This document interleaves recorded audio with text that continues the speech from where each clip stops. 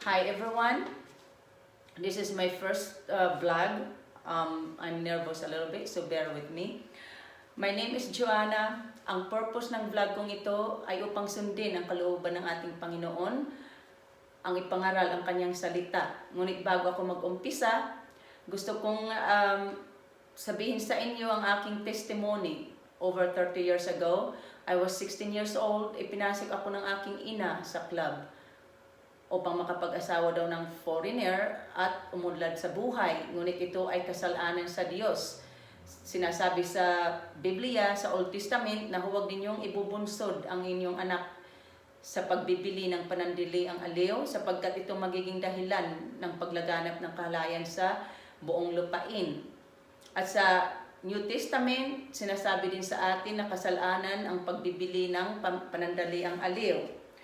Sinabi ni St. Paul sa 1 Corinthians 6 verse 15 na hindi ba ninyo alam na kayo'y mga bahagi ng katawan ni Kristo? Kukunin ko ba ang bahagi ng katawan ni Kristo upang maging bahagi ng babaeng masama ang pamumuhay or prostitute? Okay, dahil nga nagkasala ako dahil sa ginawa ng aking ina, naging magulo ang aking buhay. Nagkahiwalay kami ng aking foreigner na napangasawa dahil sa sobrang paghingi ng aking ina ng pera. Nanghihingi siya ng pang-business, nanghihingi siya ng pang-ayos ng bahay, at kapag hindi ko siya binibigyan, nagtatampo at nagagalit sa akin. Ang hundreds or 1,000 na ibinibigay ko sa kanya, ang kapalit noon ay 2 weeks to 1 month namin hinipag-uusap ng ex-husband ko. Naging miserable ang marriage na iyon at nauwi sa hiwalayan. So, dahil sa ginawa ng aking ina, nagsuffer ako ng kahihiyan, nagsuffer ako ng sobrang stress, at nauwi sa panic attacks. Ngunit kahit ganun, ang ginawa ng aking ina sa akin, wala akong sinabi sa kanya na panunumbat, hindi ko siya sinumbatan, inirespeto ko pa rin siya.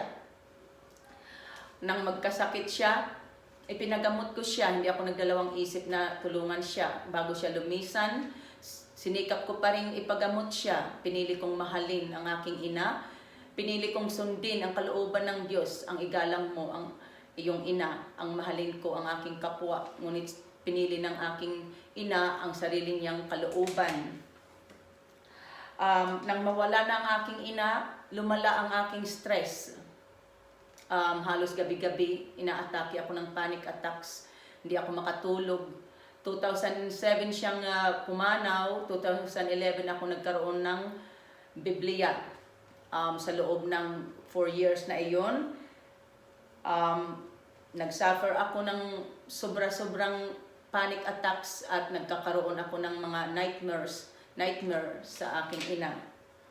So, nagbasa ako ng Biblia, nag-aral ako ng Biblia, nagsisi ako at tumalikod sa kasalanan, nagbalik loob ako sa Diyos at ako'y pinagaling ng Panginoon.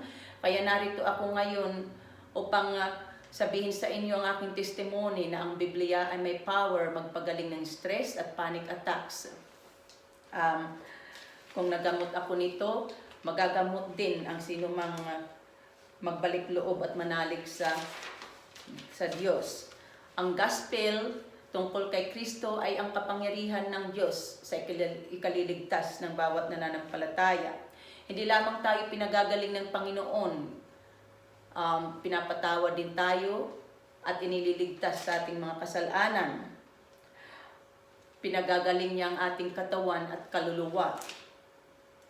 Ang Panginoong Hesus ay nagsuffer sa cross upang tayo ay gumaling at maligtas.